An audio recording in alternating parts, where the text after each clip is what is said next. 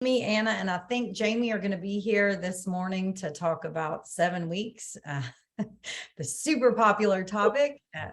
And as the boxes will probably fill up more and more, but we're super happy to have them here to talk with us and help us and educate us about what's to come. I am going to start the record button at the beginning of the session. So if you need to refer back to it, it will be in the Teaching Center online recordings on our website. And I will pass it over to Miss Amy.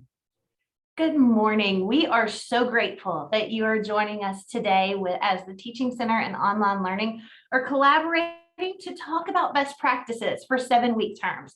And so we're going to dive in because we know you're going to have lots of questions and we want to try to give you lots of great information to help answer the questions that are buzzing around in your heads like bees this morning. So we're going to get rid of those bees and get all of us feeling better. So as we begin today, best practices for 7-week terms. First, please realize right now you may feel a little bit like this. You're there, it's dark, we have a flashlight, we know what we're doing, but man, it feels lonely. We want you to know you're not alone. As this talk about 7-week terms occurs, yesterday we heard it's not going to be a pendulum turn from this all the way over to this. We've got time. You're not alone in this process. So as we begin, I want to ask you to take a deep breath, recognize that it's okay to be worried. It's okay to think, oh no, it's okay to be stressed. But I want us to try to change our perspective a little bit. And so what we're going to do first is we're going to look at what not to do. This is what we absolutely do not want you to do. 7-week terms is not shoving 15 weeks into 7. We do not take everything that we currently do, shove it into 7 weeks and push it out to our students because that overwhelms us and completely overwhelms the student too. We also don't say, forget this, I'm just going to cover the first 7 weeks where we stop, and we're done. That's not our goal with a 7-week terms. Instead, what I want to ask you to do is borrow Liz Wiseman's term that she wrote in her book, Impact Players. I want you to put some opportunity goggles on today. As we look at 7-week terms, let's look at the opportunities that are here for us. What opportunities exist when you reimagine your course going from 15 weeks to 7 weeks? How can you reimagine how you deliver your course, what you're able to do in your course for this opportunity? A third question for you. What priorities do you want to emphasize for your course? And what changes have you wanted to make that this opportunity is going to allow you to implement? So as we go through, I really want you to slip on these opportunity goggles. You can call them sunglasses if you prefer, and put on some pretty little sunglasses to look through to say, what can we do as we move forward? Pam, I see your hand. Go ahead and unmute. Sorry. I have to say, I went through design school in this exact format, in a 7-week format. And when I came to teach at Nashville State, I had this absolute panic meltdown of, what do you mean I only see my students 1 time a week? So I am like a huge advocate for this. But now that I've taught also for 1 year and I've seen the stumbles with the support from these kids being able to get financial aid and get their supplies even by like week 3 sometimes in my courses, this is really to me, that's the only freak out moment I have kind of with this system, is that I've got to have kids who are like prepared and supplies in hand day 1. So that's really, to me, where I question, like, can we as a state school where a lot of students require funding, can we really make the 7-week thing fly? So as we look at that, what opportunities are there here? As we look at 7 weeks, what opportunity is it to get those supplies into people's hands before class starts?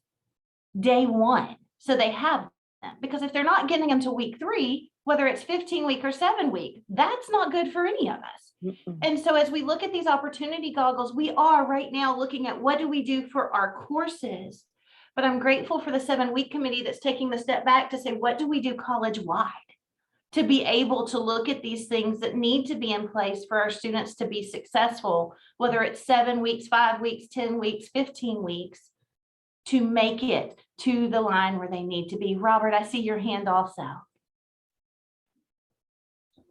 I just want to make a quick comment. When I first came to Nashville State, we were on quarters, and I've seen 10 weeks. I've seen 5 weeks, as you mentioned. I've actually seen 1 week classes in my time. We'll survive this, I promise. It's just a matter of how. See, I like that attitude, Robert. So grab those opportunity goggles. We can do this, but how? And how is a really important question. Yvonne, I'm going to come to you, and then we're going to slide on through so we can really look at the how before we dive into more questions. Yeah, one thing that I've decided to do is stop using standard textbooks because they're not written for students in particular. They're written for instructors, at least in sociology. I can't speak for other areas, but our textbooks come with 15, 18 chapters that are full of every possible sociological concept and study that everybody wants credit for. So the textbooks are not written for students, they're written for professors to get their names out there. So I'm just not going to use textbooks because they're not conducive to learning what I want them to learn. Done. So I see the chat's talking a lot about OER, and I think as we work through here, something we're going to really see is that textbooks are a resource, but they're not the only resource and they're not our only guide. Beth, I see your hand. Want to make sure you have a chance to talk before we switch over and dive into the rest. Go ahead, Beth. So, you know, the conversation about how do we change the course to fit 7 weeks, or, you know, not try to fit 15 weeks into 7 weeks. And so that's all like content. But the thing that I'm concerned about with our program, and really, I guess, school wide, like yesterday, one of the statistics, and I had to look at my notes to see what I had written down, but 56% of our students are part-time. And I'm assuming that, you know, they're part-time because they work or they have a family or they have, you know, they've got other reasons why they're not full-time. And so my concern is, how does, like, in one aspect, the 7-week course would benefit those people because you're done with that course faster. But if you're meeting more often, that could be problematic with a schedule. So that would concern me, that we would have a major drop off in our enrollment because students would be required to be here more often. I think it's a great point, Beth. And I think that's another point where we say, this can be an issue, a problem. What opportunity can we see out of it? As we look at the opportunity goggles, do we need to expand the length of time they're here face-to-face? Do we do a combination where we have face-to-face time and virtual time? Do we do face-to-face time and hybrid? Do we do more online? Lots of questions, right? But also lots of areas for opportunity. And I want everyone to hear this. There is not one answer. Everyone in this room is an expert in their content area. And so we want you to know that we're not coming to you today with pat answers of do this, win. We want you to know that you have support and that you have options. And I want us to start by shifting now and letting Anna talk a little bit about how to course map and really take that step back to see, what am I teaching and how can I teach this to my students well? Thank you so much, Amy. I think that was all very well said. And I just want to reiterate again that we are here as a resource. You're not alone in this. So some of you know me, but I'll just introduce myself. I'm Anna Everett. Some of you know me as Anna Young, but I am an instructional designer in the Office of Online Learning, and I am absolutely here to help as you are thinking about redesigning, or rather revising any existing course to fit into a 7-week format. As an instructional designer, I'm kind of more concerned with the how. So I want to provide you with something of a framework, or a system to kind of think through how you might go about revising or scaling back a 15-week course into that 7-week format. Because I know that can sound really intimidating and scary, and I know there's a lot of apprehension and anxiety about this process. So what I really would like to do is try to break it down into some simplified steps that you can take as you're kind of approaching this. So some of you are, I'm going to frequently be referencing our Accelerated Course Design Academy, which is a D2L shell that we have built with resources, handouts, planning documents that you can use to help with your planning process. So I highly encourage you to go take a look at that if you haven't already. If you would like to be enrolled in that course, please email either Amy or online learning at nsdc.edu, and we would be happy to put you in there and get you in touch with those resources. So like I said, I really want to try to break this process down into the most simple terms possible, so that this does seem like a manageable and achievable thing. I think the most important thing we need to keep in mind here is with a 7-week term, it can be done, and it can be done well. I want to stress that. It just requires really careful course planning and preparation. So this process of planning and preparations could just be absolutely central to your success here. And I'm here to walk you through that and to help along the way, of course. So naturally, with any kind of revision process, the first step you're going to want to take is to know exactly what it is that you already have, to take stock of what you already have. So you really want to get an outline of everything in your course down on paper in outline form, so that you can see what the current structure and your organization of your course is. How are the different elements in your course working together? How are you assessing your learning objectives? Are all of your learning objectives being assessed? Is all of your learning content really enabling students to achieve what your objectives are? Some of you have already done this process. I know many of you have. If you went through a process like QCDC, you already have a course map of some kind of your current course design. But if not, I highly recommend creating a course map using the template that we have provided in that Accelerated Terms Course Design Academy shell. And if you go to the next slide, Amy, this is an example course map that was designed for 7 weeks. This is Tom Druppel's hospitality management course. He designed this with us in online learning back in fall 2021, I believe. So it's run a couple of times, and I believe successfully so. But I just wanted to show you this because I think it's an example of a successful 7-week course design, and also so you can get a sense of, if you're not familiar, what a course map looks like. So this tool, just to briefly walk you through it, the far left column is a list of module objectives. So the objectives that are being assessed in each individual module. If you're designing for 7 weeks, probably the easiest thing to do is to divide your course into 7 modules, 7 weeks, 7 modules.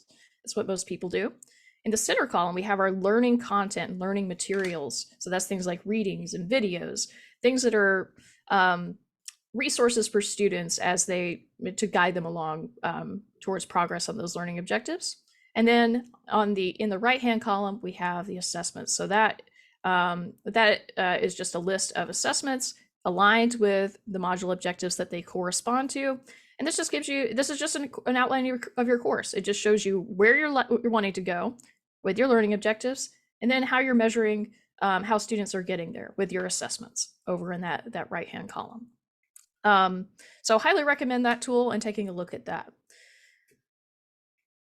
All right, so once you have your course map in front of you, I would say only then could you really start to make some decisions about what to prioritize, how to consolidate different elements of your course. So in this case, prioritization, what I mean by that, it's going to mean mainly focusing in very tightly on your most important learning objectives. So this isn't necessarily a radical redesign of your learning objectives. In most cases, your learning objectives aren't going to change, but the timing of your assessments, and the quantity and the presentation of your learning content might change somewhat, because you're really going to want to focus in on what your most important priorities are here, just because you have such limited time. So the course map, again, is a super useful tool to start looking at that. Another way, if you go to the next slide, Amy, another way that you might start thinking about prioritization and consolidation is to make a chart like the one you have on this slide. So I just use the example of intro to biology. If you just make a chart with 3 columns here, what I suggest is sorting your learning objectives based on must know, should know, and nice to know. Of course, it's great to know all of these things. All of these things are important and worthy of learning, but this is just a useful tool for thinking through what are your most critical objectives? What are you going to focus the bulk of your time and energy and effort on? So the example I've given here, for if you're thinking about objectives that are must know, that's like foundational knowledge for your course, things that are absolutely essential in order to meet the overall course objectives. So in this example for an intro biology course, that's going to be something like describe the characteristics of living organisms, something really foundational to the essence of the course. Next, you might start thinking about what are things students should know. So again, still important, but maybe just a bit more specific, a bit more refined. So something like identify the stages of cellular respiration and fermentation. And then finally, and I'm going to say this is going to be really hard, try to identify maybe some of your objectives that are a bit more nice to know, more so than must know. So often a gen ed course, that's going to be things that touch on kind of deeper disciplinary knowledge. The example I've given here is summarizing current debates in the field of bioethics. You can have lots of very interesting discussions, I'm sure, in a biology course about those things, but that probably touches more on deeper disciplinary knowledge that's maybe less critical to the central course objectives for that course. Still great to know, still great to talk about and to consider. You may just think about maybe you can consolidate if you have a separate assessment that's dedicated to that objective. Maybe you wrap it into another assessment that you're using, like a different discussion or an optional discussion. So if you're still really wanting to hit on that. So this is just one tool that I would recommend for thinking through that process of prioritization and determining what your priorities are. So next, once you have a sense of what objectives you're really going to focus in on, you might want to think about opportunities to consolidate some of your assessments or double up on some of your assessments. So here's what I mean by that. So for instance, I know a lot of instructors, they might have 1 chapter quiz per week. Maybe instead you have a weekly quiz that covers 2 chapters, same number of questions, but focused in on the most important points from those 2 chapters. For discussions, maybe you have a set of either or prompts where students choose which prompt they will respond to each week. So what that would look like is you have question 1, which touches on one learning objective or one topic, question 2, which touches on another. Students have a choice between those 2. However, they have to respond to a classmate's post on that other discussion. So that ensures that they are engaging with both topics. They're meeting multiple objectives associated with both discussions, even if they're not dedicating all their time to doing both of those discussions. So you're not overwhelming them with work. With homework, well, what is homework? It's practice, especially in an online course. It's intended as formative practice. So if you have homework in your course, maybe think about if there are opportunities to consolidate some of those homework assignments, combine them into a single assignment. Maybe some of your current homework assignments don't necessarily need to be completed. You're assessing in other formative ways other than homework. One useful thing to keep in mind is just how much time students are spending on homework as opposed to progressing towards your more major summative assessments, and just ensuring they're able to complete those successfully in 7 weeks. And then lastly, major projects. I'm actually still back on, yeah, thank you, Amy.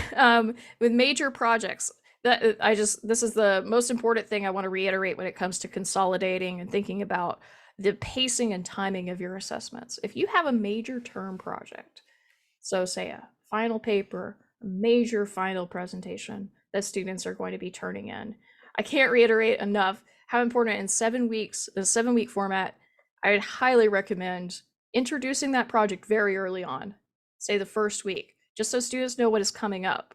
And if at all possible, think about ways you can maybe break that assessment up into smaller pieces that students can turn in, say, every week. So if you have a final research paper, for instance, maybe they're turning in their topic at the end of the first week.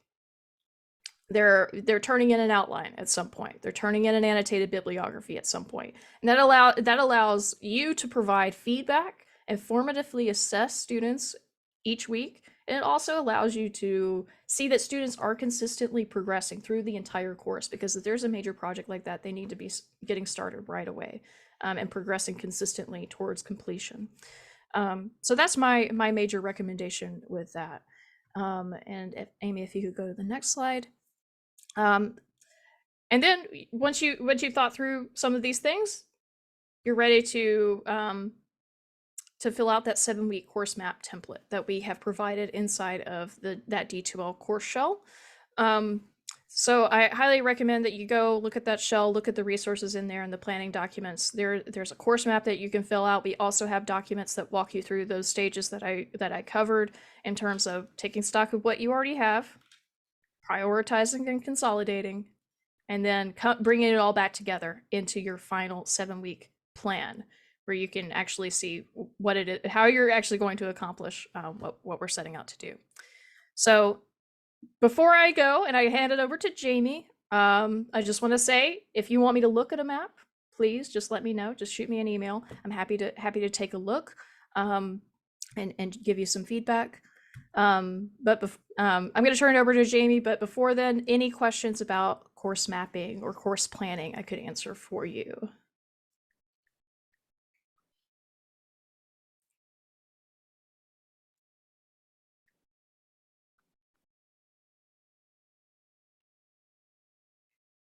All right, let's keep rolling. All right. I think I actually hop in next. So I'm going to Oh, hop yep, in here really quickly and talk about Sorry. teaching practices. No worries. As we look at teaching practices, one of the things that we have to do is look at our map. You have our guidebook in hand to say, okay, I have a guide for the semester of what I want to cover. Now, how do I do it? And so I want you to look at this chocolate bar with me. Now, as someone who likes chocolate, I'm probably not going to feel good if I eat that entire chocolate bar in 30 seconds. Just like our students aren't going to feel good if they have to do a whole lot of chapters all in a short period of time. And so when we think about chunking, I want you to think about breaking a chocolate bar down into bites, or cutting up a steak into bites that you can then chew to make it enjoyable. And so when we talk about chunking, we're going to break down information into smaller pieces so students can understand it well, and break it down into bites. Now, I know some of you are thinking right now, Amy, you just told me we're going 15 weeks, 7. We're shutting stuff down and making it smaller, and now you want to make things smaller again. Thanks. But when we chunk, we make it where students can understand. And that chunk may be in my content for my online course in D2L.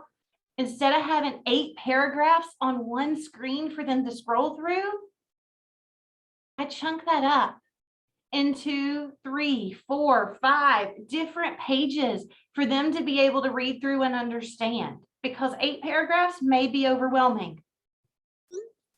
We probably don't want to read an 8-paragraph email from our boss right now. I'm just saying. But 1 line, 2 lines, 3 lines that give me what I need to know feels really good. so as you look at your course and how you're delivering your content, if we can chunk it up into sections, it helps in a face-to-face class or virtual class. The chunk can be, I'm going to lecture for 4 or 5 minutes. Now we're going to do a group discussion together. I'm going to now watch the video and we're going to analyze it, and we're breaking it up so it's easier for the students to keep their attention and easier for us as instructors to see if our students are getting it, to see where there's areas of confusion. Sometimes we may take a bite and choke. And if we're chunking, we're able to save the person who's choking by seeing where they are. We talked about assessments just a moment ago and building those into our concept map. We're really used to those summative assessments, the final projects, the tests, the papers. Those formative assessments can be great too. Before you start a new section, ask students what they know about it already. Where do we need to start as a foundation? If we're working on a thesis and it's for a paper, having all your students stop for a minute, write a thesis, share it with each other, post a thesis in a discussion board for online so that we can see, are we on the right track? Because if we're not, that summative final paper is not going to be what we want it to be in the grade that students are aiming to achieve. And so as we look at what assessments we're including, I want to make sure that we look at summative because those are important. It shows what students have learned, but that we're also putting in some checkpoints with formative assessments to say, how are we doing? Are we on the right track, or are our students lost, like that picture at the beginning, so that we can guide them back to being comfortable? You can do these as quick discussions. You can have them as checkpoints within a course shell, but they're great ways for you and your student to check progress as you move along. Now, I'm not an engineer. You know I'm not an engineer, but scaffolding is important. I like Jenga, the little game where you start pulling out pieces and eventually it topples over. My 7-year-old is always still shocked when the tower falls. If we don't build the foundation for our students, the tower is going to fall. And so part of what we have to do as we build that course map is look and say, what do my students need first? Please hear me. Not what chapter comes first in a textbook. What do my students need first to be able to understand these course objectives? It might be that your course objectives are numbered 1 through 12. That may not mean you have to teach them 1 through 12. Look at them and step back. We're teaching all 12. Please hear me. Maybe number 7 is really essential to understand everything else. So let's move it to week 1, not week 3. How can we scaffold our course, build our course for understanding, for learning, so that students understand where they are? That means sometimes we have to model it. As we're working on a new problem in math, we don't just hand out the math problems and say, here's a formula, good luck. That doesn't work well. Instead, you work a problem together. We then work a problem, and then we sometimes work in groups on a few problems to see how people are doing. That scaffolding, we're building them up to being able to take care of things. If you notice in the picture, we have the man standing there, we have the crane. Once the building's built, that person's not going to stand there all the time. The crane's going to leave. But we need the scaffold, we need the person, we need the crane to help make it solid once the building's built. So as you look, do some self-evaluations of your students. Build them in as little short quizzes or little short surveys so you can see and students can see how they're doing. Then we can circle back with a news item, an email, a start of class discussion. Here are some areas of concern. Let's make this solid so we can keep moving. Rubrics, sorry, I went too fast. Doubly. Rubrics are our friend. Rubrics help us understand where points are coming from. They help you grade faster and more transparently. My hope is that you have rubrics that are strong. If you don't, or you don't have a rubric at all, spend some time building them. Come to the workshops that are held on how to build rubrics through our online learning office. Come to the workshops that have been held through the Teaching Center and will be held about building great rubrics. Make them transparent. What does it mean when you say strong examples? Students don't know. Let's be transparent in our language. As you use the rubrics, provide them to the students in advance. Put them in your content section. Let them know how they're going to be graded so they can move forward with you on the assignments and be on the same page. We have workshops this week and next week to talk about TILT, transparency in learning and teaching. We like to see the path. When you look at the slide, you probably see the stepping stones, so you know where to go. Without transparency, you don't know where to step next. You don't know if you're headed in the right direction. Look at your assignments as we're reimagining and say, how can I make this clearer for my students? This semester, as students, as I did finish assignments, what did you think? What wasn't clear? So that you can go back and revise your tilted assignments to help them be more transparent for your students. If you want more about TILT, come see us later this week. So we're going to switch gears a little bit and start looking at tips, strategies, and accessibility with Jamie.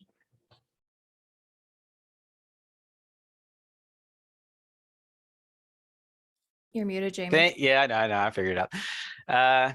Yeah, thank you, Amy. I appreciate it. And Anna, the tips and strategies I'm going to be talking about are just kind of broad. And I encourage you, if you're interested in discussing specifics on what you're trying to do in your course and being innovative, just reach out to Anna or me in online learning, and we will kind of curtail your ideas to kind of make them work and be successful.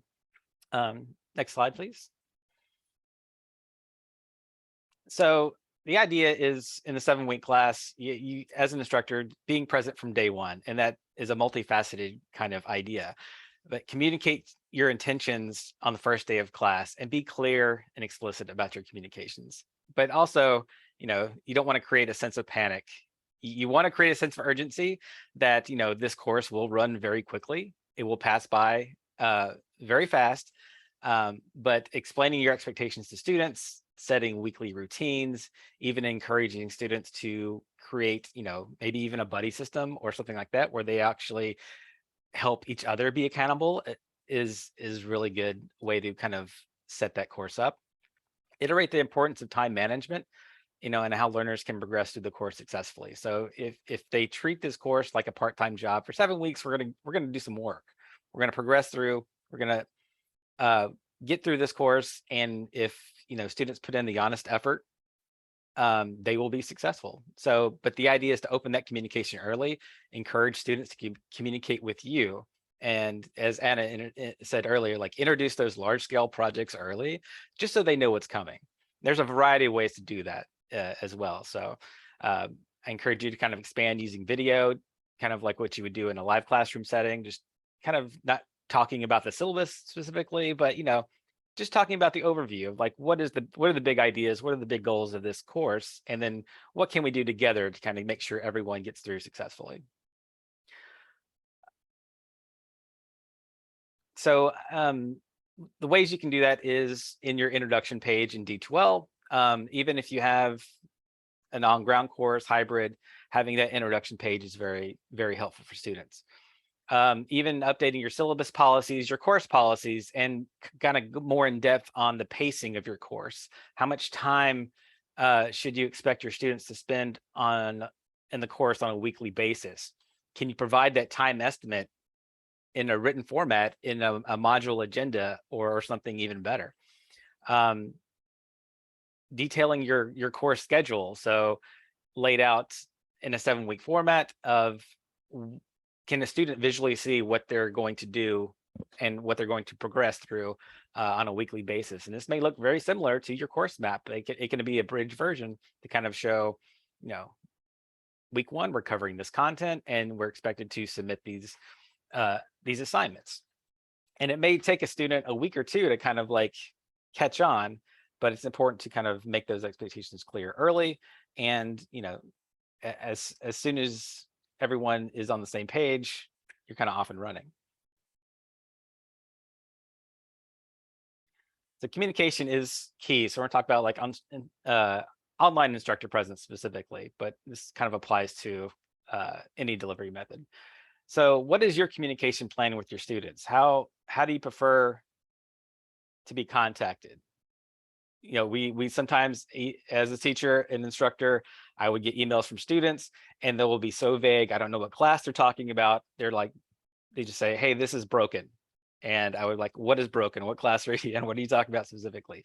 So we need to create an expectation of communication to our students to say, list the course you're in, what specific issue do you have? Can you list the item or something that you cannot either submit or access, just so that communication, we're not playing email tag back and forth. Do you utilize timed announcements in your course for creating upcoming deadlines or summarize the end of a section? The news item is a very good way to communicate consistent message to your students, and you can build those before the class even starts to have them auto released. Do you have an open discussion forum for questions, and are you, as the instructor, subscribed to it so you get notifications when they post? So this is really the subscription element inside an FAQ, inside the discussion, is very helpful because you get an email to say some student has posted inside this FAQ, so you can kind of check those questions. And having students ask those questions, sometimes other students will provide answers to those questions, or you can jump in and provide answers to the class as a whole. How do you reach students that are struggling, and how long is too long to wait for that? So as an instructor, your content and how much they have to get through. So you need to kind of think of a threshold of struggling students, and when is the time to intervene with them, and then how do you escalate that? So by considering you're developing that communication plan for your course, you can create communication that's intentional, it's motivating, and time saving for you and your students in the future. So the practical ways to kind of preemptively build in your course is posting an obvious welcome message or even a video. If it's an online student, you can immediately break the dissonance to show that you are a human, you're a real person teaching this course, and you are talking about the course. Introducing yourself, purpose, structure, big ideas, and then what you want the students to do on day 1. Create a welcoming, learner-centered syllabus. So you want to write in language that students can understand, encourage them to ask questions, or have some sort of system to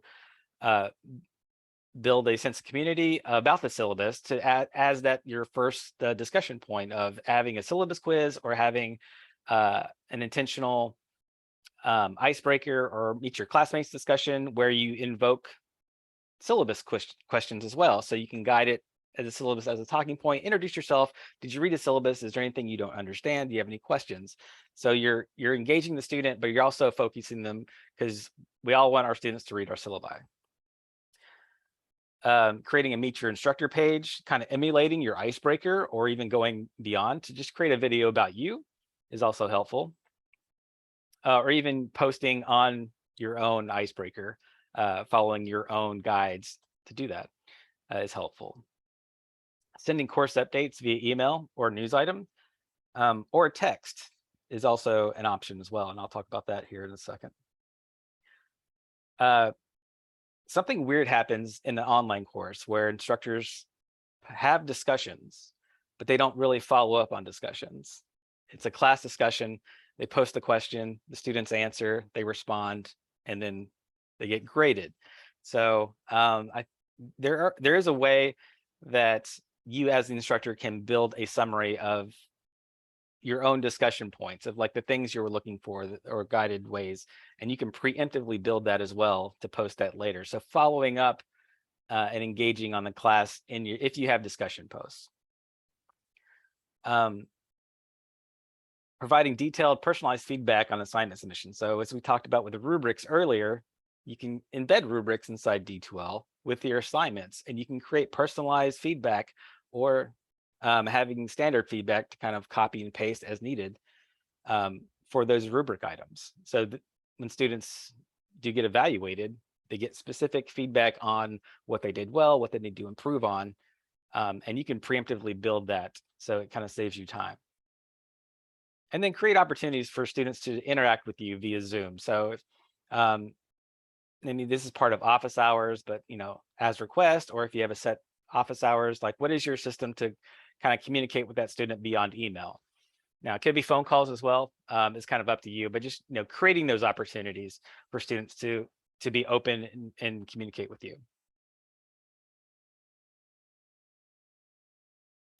So D2L does have a text message notification option, which we've kind of recently been playing around with a little bit more. It's under your username and under notifications.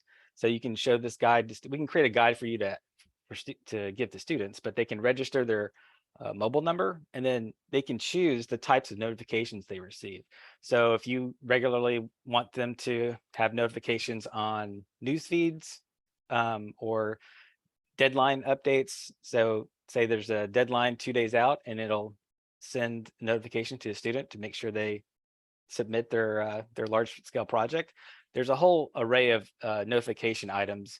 I wouldn't suggest they click them all. I would suggest you kind of look and see what you would want them to kind of to check on. And that is another way that students can kind of keep in communication outside of the detail course.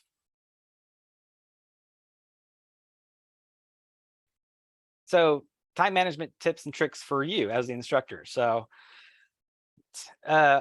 organizing and planning is, it's kind of an obvious common sense kind of thing, but we may forget to schedule and plan time for ourselves. So I mean, what I tend to do is I tend to have a regular schedule of my content is due on Monday. So I block out Tuesday to grade and give feedback. So I would encourage you to kind of schedule your planning time on your calendar, just kind of block it out, just like you would a meeting, so you can kind of focus and not let the week get away from you, because we've all had that happen as well. And time blocking your schedules, weekdays, blocking out essential blocks for emailing, grading, preparing for classes, anything you need to do. Just trying to remind everyone that that's something that time gets away from us in the 15-week classes. It will definitely happen in the 7-week class, but as much as we can prepare, that's what I'm recommending. So set boundaries as well. So setting boundaries helps us balance our work and other life responsibilities. Define what your boundaries are and stick to them. For example, you may not check email after 8 p.m. during the work week, or you may not check your email, over the weekend.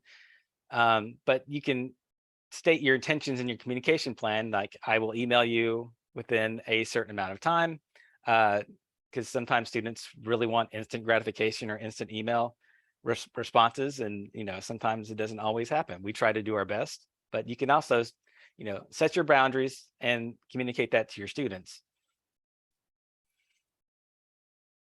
Prioritize. So as you prepare for the week, what's coming for your students. So what do they need to accomplish this week? What do you need to accomplish this week? And how do we make that successful? So by prioritizing, we're hopefully reducing the stress for everyone in the course. Balance your grading load. So sometimes instructors tend to wait to grade things later in the semester. but shifting that grading load to kind of space that out, scaffolding your large scale assignments, setting, prioritizing deadlines to when you grade things.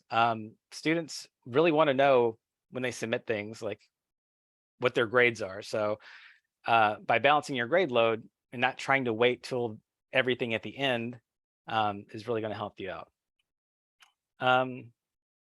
Watch out for pop-up distractions. Like, distractions are going to occur. Doesn't matter, life has a way, and everyone understands. So inform your students as well. It's like pop-up distractions can happen from the students too. So kind of how do we handle that? And just, we can't, it's hard to prepare for, but just know that's going to happen for you or your student, and just, staying in communication, having your students let you know that things are going on in their life, and you can preemptively, guide them to, successful solutions. That's really helpful from both perspectives. And then during your 7-week, if this is the first time you're teaching it in a format, like, analyze how your week went as you're grading. Like, what were some time wasters? What can we improve on? What can we do better? And we have series of time of productivity elements inside our course. So, but we'll kind of move on to accessibility. So the Department of Justice provided guidance in March of this year on improving web accessibility, and that also includes, how online courses are assessed. So next slide. So digital accessibility refers to designing electronic materials so it's usable by all people, including those with disabilities. For example, some students may use screen readers to use a computer or access their online course materials. Content may be presented on a page. Therefore, it should be understandable by both visually and audibly. A screen reader so the screen reader can read it aloud to them. So any course that's provided in D12 should be accessible. So we have Ally built into D12. So if you've seen these icons beside your content, these provide scores for your multimedia content, PDFs, web pages, PowerPoints, things of that nature. We want to make sure that we are providing accessibility in our course and being responsible to ensure that accessibility is not a barrier to our students. And the responsibility falls to all of us at Nashville State to ensure accessibility. So this is a tool to kind of help you improve accessibility. And you can also reach out to Online Learning or the Access Center as well. And there's more information on digital accessibility on the faculty staff website. So just to go a little bit more about Ally, like why we have Ally in there. Ally also provides, it improves the accessibility of your content as well. So Ally has alternative formats. So your document, your fall syllabus, Ally provides several different methods that students can interact with your content. Tag PDF, HTML, ePublication, electronic braille, audio versions, Beeline Reader. This also helps students who, maybe English is second language learners may want to access your content in a different way. This just gives more variety to have your content expand beyond just a Word document or a PDF. Now, you don't have to do anything differently. This automatically happens. But students can access alternative formats by selecting the down arrow on the A and just kind of choosing what they want and downloading it.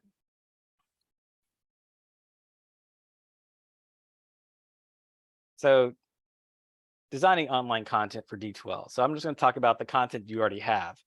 So everyone has content in their 15-week course. It's more of like, this is the time to kind of think about what do I have currently? What is supplemental? What do I need? What do I don't need? What is vital to my course? So to kind of go to the next slide. Oh, it did a thing. Okay. Yeah, we're talking about instructor created content, publisher content, and then OERs.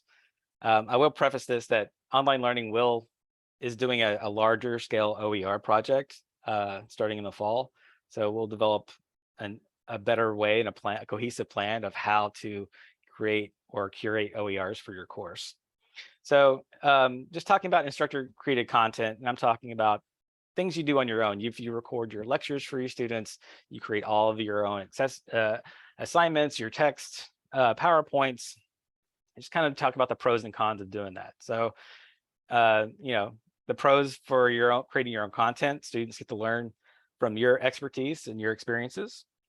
You have total control of the content that goes in your course, and you can design assessments that meet your specific objectives or performance goals.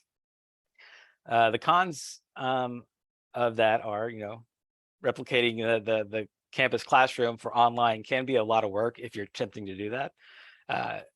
Creating video content by itself does take a long time, and time and resources are limited. So it may be easier to use textbooks or multimedia content from the web, but no one's asking you to kind of reinvent the wheel. If there's content that exists that's already out there that's helpful to the purpose and structure of your course, by all means use it. So publisher content. So the pros are it's up-to-date textbooks. You get your own instructor editions. Publishers have text banks and publisher slides and multimedia homework. And publishers may also have some other assessments available for your content as well. But we all know the cons of, cost students money. There's little flexibility to adapt. Students may not have their books on day one. That's a realization that happens every semester. Using published materials, you may end up relying on the textbook rather than teaching the subject. So it's more stringent. Publisher content may not be accessible. And you don't get to have your voice if you're just relying solely on publisher material and content. So open educational resources. So there's OERs, or you're not reliant on publisher content. The content is free for the most part. You can create your own content, curate your own content from a variety of sources, and design content that reflects your curated content. So your assessments match the content you've curated. There's a lot of great resources, starting with creativecommons.org. There's also OER Commons, Wiki Commons, OpenStax. There's lots of great places to start if you're thinking about transition or improving or updating your content. And the OERs include a variety of things. So there's a variety of educational content out there. How do you utilize that in a way that's the most efficient way for your course? It's really up to you. So the cons, it does take some time to curate. There are quality concerns. There's not everything out there is the best quality. So you really do have to vet the content you're looking at and want to include in your course. And sustainability. So keeping up with all the info, the links and dates, and keeping accuracy of your content is also, needs to be managed. Oh, I'm missing one. So it's okay. So my suggestion is to kind of use a blended method of this content, of create the things that you need to. If you have a really focused area on a lecture, it's like this is going to be directly related to the content that you're going to be assessing, then create your own content. Utilize OERs. If you can build week one of your course utilizing OER content while having to rely on having a publisher textbook, at least that gives the student another week before they have to need the textbook for week two. But everyone has their own specific issues. We're really promoting strategy, promoting accessibility. So think about the content you're adding to your course and how accessible that content is. And I mean, we want to help everyone. So we are faculty support. We're here to support you into building, the best, most successful course you can deliver. So don't feel like you have to do this all by yourself. We will help you brainstorm, help you figure out elements of D2L if you want to use it in a specific way, or if you just have questions of like, what's the best, I want to do this with my students. This is what I'm assessing. What are some ways or strategies we can do this to make it as efficient and successful as possible? So where do we go from here? So we created the accelerated, the Course Design Academy, accelerated courses as kind of like the first step, the pilot of introducing instructors who wanted to be enrolled in this process, to just providing a list of resources and just getting a starting point. We're going to continue expanding new resources and new ideas and new workshops and collaborations over the next year before we go to full kind of rollout. And we're working with the 7-week committee to take guidance on their decisions and all the external things that live outside of the realm of online learning. So now we can kind of open it up for questions. You got a couple minutes. And I'm just going to jump in real quick to let you know the post-workshop surveys in the chat, if you'll please fill that out once it's over. And then the rest of you jump in with questions. So we do have time before the full rollout happens. So that's a good thing. So I encourage you to just don't think you have to do it all at once. Take your time with this. Planning is a very important part of this piece. And as much as we can prepare, the more successful we'll be able to implement this. Emily, I see your hand. I am going to say that the recording is still going, and sometimes we stop it when we get to questions. So if you want me to stop it, just stay muted and I will know that's the signal to stop, and then we'll roll forward. So Emily, if you are ready, you can speak away. Okay. So my question is about the expectations for amount of work that students are doing outside of class. What are we currently telling students in NSCC 1010? Are we still telling them that for every credit hour of class, the expectation is 1 to 3 hours of work outside of class? That's how I kind of think about my homework, which means that my students could have anywhere from 3 to 9 hours of homework expectations per week for a 3 credit hour class.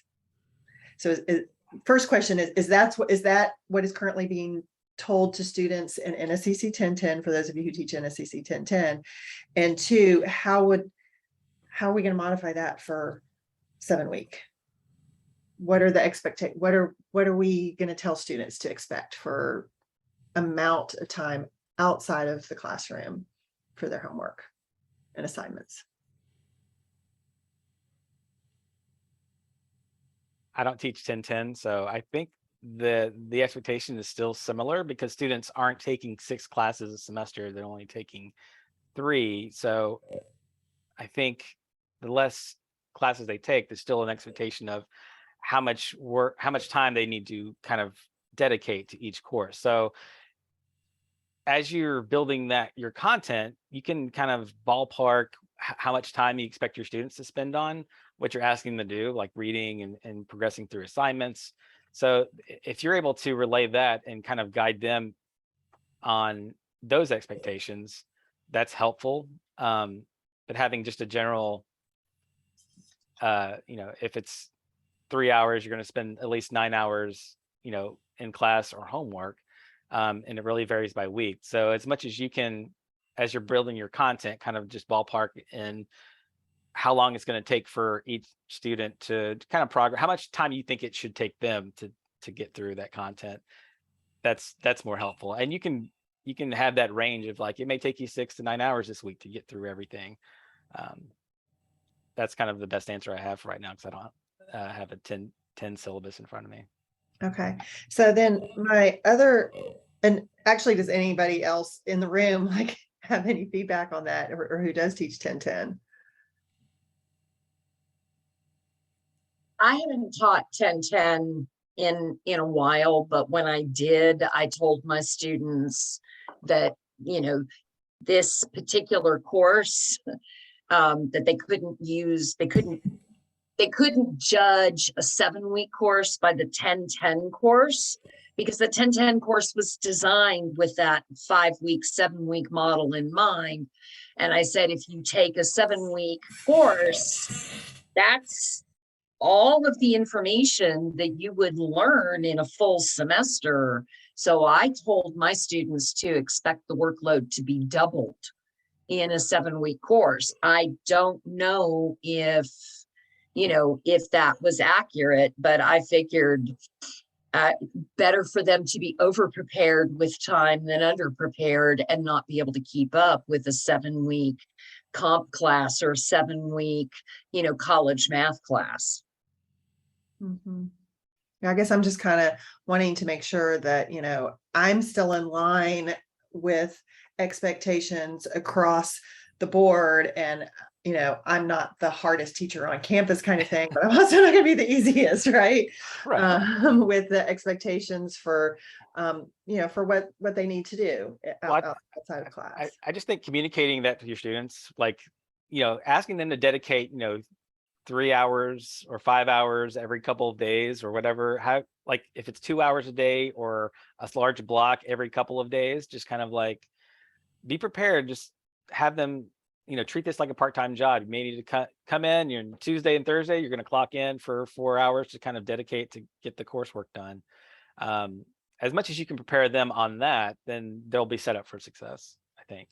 And I think that it's actually kind of a good segue to my next question, which is going back to what Amy was talking about with formative and summative assignments. And we do a lot of that in VisCom. We have a lot of weekly critiques, you know, that are graded. It's more of a, sometimes it's a we grade it just because you did it type thing, or sometimes it's, you know, it's actually grading the work so that they get the feedback on a grading scale, so they know this is A work or B work or C work. But I struggle with students who look at the grade book and see, well, this assignment, you know, this critique is only worth like, you know, 1% in the grand scheme of things. Why do I bother doing it? How do you guys who do a lot of formative assignments handle that attitude with students? So one easy way is make your formative assessment required for the summative assessment. So if it's a checkpoint, they have to turn this in to be able to progress to the next step. That's the mean way. So I'm not trying to be, you know, the mean one throwing it out there. But if you don't do this, yes, it's only worth 5 points. You can't progress to the next step because you haven't turned it in. It's a checkpoint as they move along. Another way is, you know, reaching out, encouraging, not telling them how much the points are worth, and saying this is part of the major assignment, and then move as you go. The release conditions chat's giving you lots and lots of good possibilities of ways to do it too. Right. Like the reason you're doing the formative is so they can get feedback to improve upon that. So, I mean, if it's worth 1 point, 2 points, 3 points here and there, make it part of the overall summative assignment, where actually, if you do it all, you get 20% towards the summative assignment or something like that. If you complete all the formative activities, you can still give those points, but you can tell them, like, if you don't do this, it will affect your overall summative grade on the final submission. I know we have lots of hands up. Yes. I also want to be cognizant that we're 3 minutes over, and I never want someone to feel stuck in a Zoom room. So please stay with questions that you have, but know that if you leave, no one is offended. So we're going to jump to Howard next because he's had his hand raised and I see all the hands in a row. So thank you for your patience. Well, I had a question, but it doesn't need to be answered now. But it's specifically, Amy has talked to us about reimagining. I need some help reimagining one of my assessments, which is totally dead. It's called a term paper. That is literally, I do require term paper. Students give, not just on quizzes and all, they're able to write and make good grades. So it's important, and it's 10% of my final grade. My problem with this is, help me out, not now, but help me out, especially English teachers, it's no longer required in English comp. And I'm having students often tell me, I haven't written one of those since grammar school. I don't know how to do a term paper. how do I reimagine something that is counts so much in a class and I think are still important? Help me out reimagining. Don't answer now, but help me out some way in contacting me, especially English teachers, of how to substitute something different for a term paper. Howard, that's a great thing for our collaboration times that we're going to be scheduling throughout this academic year. Join us Friday, September 9th. Anybody 10 to 11, jump in. We're going to work on things like that together where we come and say, hey, I'm stuck.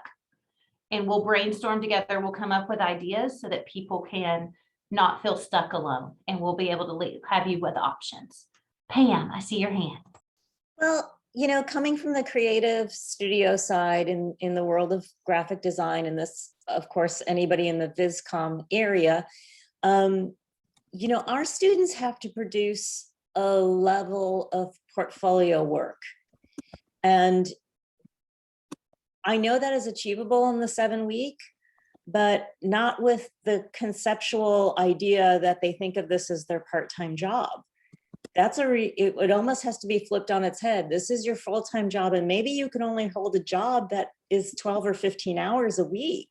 So we would be going after a radically different student than we currently have. So I think that has a lot of benefits for the program. It makes us much more competitive with other institutions.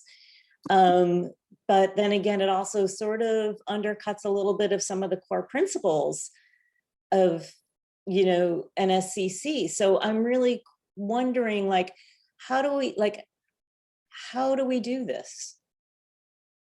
So part of it is going to look at numbers for your area, which you will know better than anyone else in this room.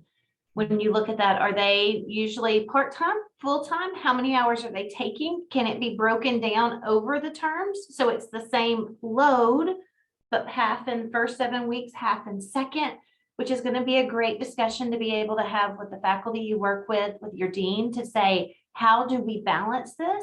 And how do we communicate out to our students who are going to be taking it, these expectations and the number of hours that are there? So great opportunity. Yeah, the connectivity. We have to figure out the how. Yeah, the connectivity is so much better. You know, seeing these kids twice a week and keeping them on path, and the amount of visual growth they can make with that twice a week session is amazing. So like, I really want to try to figure a way to do this, but I'm so concerned about, you know, we talk about our kids having so many other responsibilities or job commitments or things like that. So that's where, like, to me, that's the sticking point. Yeah, I mean, it's not an easy question to answer for everyone. So, I mean, we can reach out to some other institutions and they're teaching 7-week and even graphic design specifically. And like, how do you handle this? And then maybe we can get some feedback on, you know, we're not going to know until we actually go through this of like how our students are going to react. And then some are going to thrive and succeed, and there's some are going to be struggle with some of this. So we just have to figure out how do we address all of those students and kind of keep everyone motivated to kind of get through, you know, a 7-week course. Robin, thank you for your patience. Thank you. One of the things, you know, we've done this before. We've done this with summer classes. We've taught a whole course in 5 weeks. And one of the things I've told my students is it's like getting a piercing. When you get your ear pierced, you want them to staple it in there and be done. You don't want somebody pushing a minute at a time or something. I call it biting the bullet, ripping the Band-Aid off. You've got to knuckle down and and you get through it, but it takes a lot more time, but you're getting a course in very quickly. And I have students who do better if they take a 5-week math course because they're immersed in it. They're eating, drinking, sleeping that subject, and they take those 5 to 7 weeks and it's over. Like, instead of double the time at a leisurely pace. And there are some students who are going to be great at the intense brief classes, and there are some students who just won't be able to handle it.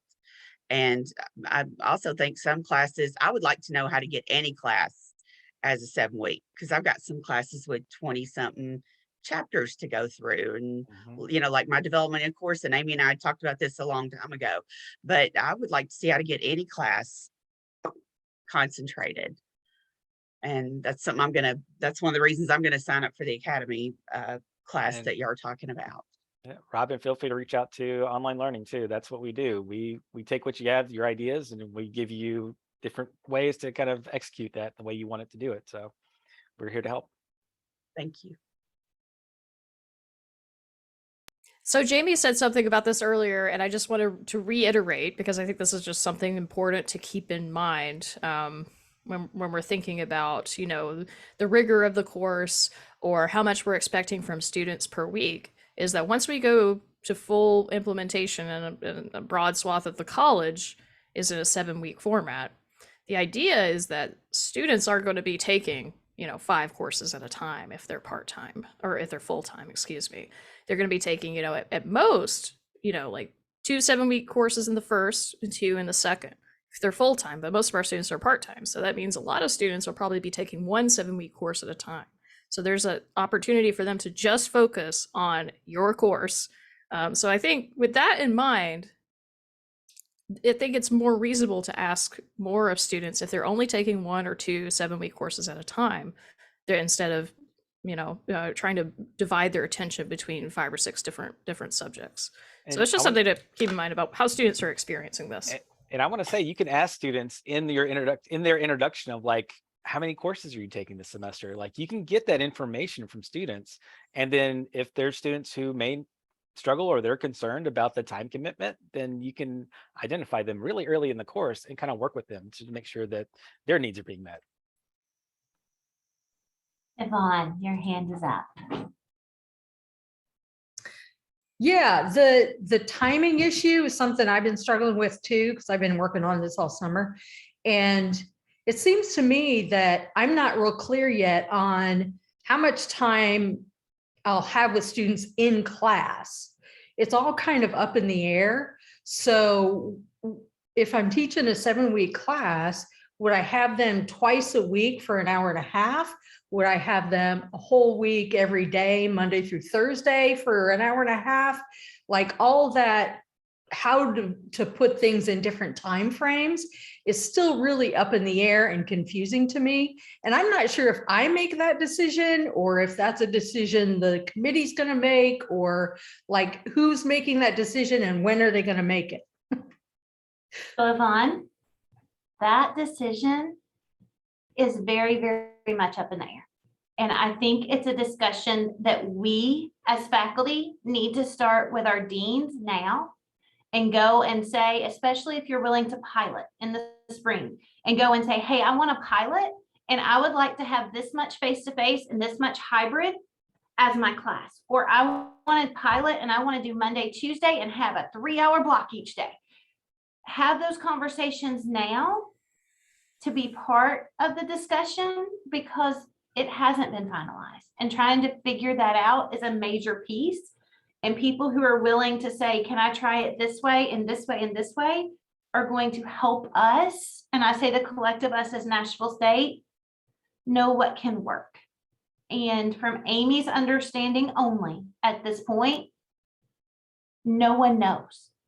And so being willing to stand up and say, hey, let's try this and this and this, and let's see how it works, is going to be an amazing piece. Some are easy, right? An online 7-week course is going to be an online 7-week course. When you do virtual, hybrid, face-to-face, there's a few more unknowns. I will say that there are a lot of business courses are piloting 7-week this fall. So they have scheduled, you can go look and see what their scheduling is looking like. If it's a on campus at North Davidson on Thursday, that'll run from like 6 to 9 p.m. There's Thursdays that are running an hour and 25 minutes in Clarksville. So they're piloting a lot of 7-week courses currently this fall. So I think a lot of that schedule will be based on that, but it really depends on collaborating with your deans and just kind of figuring that out as we get closer. But it is happening in a larger scale this fall. Yes, Amy. Yeah. Okay. Hi.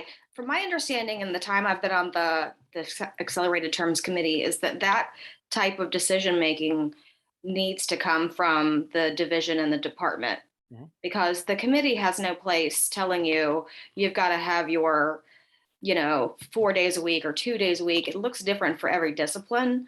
And so that's one of the pieces that, it's going to have to come through your team to decide what looks best for your discipline. Like, we have no business doing that. Right.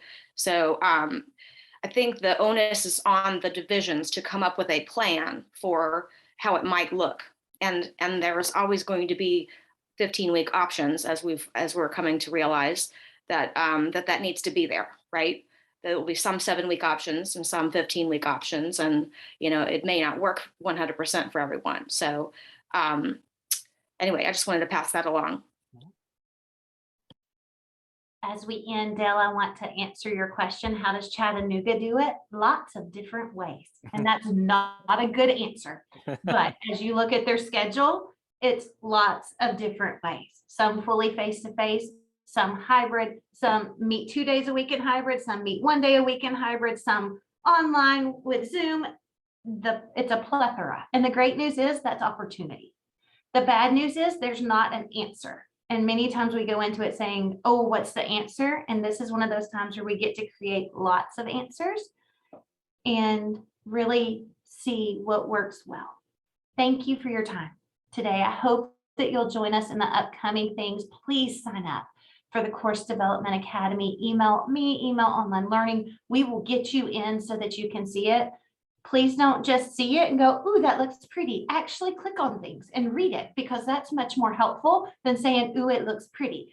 And that way it will answer many of the questions we have about how do I do this part, so that we can go in and have great conversations with our leadership to say, hey, here's how I want to do this part.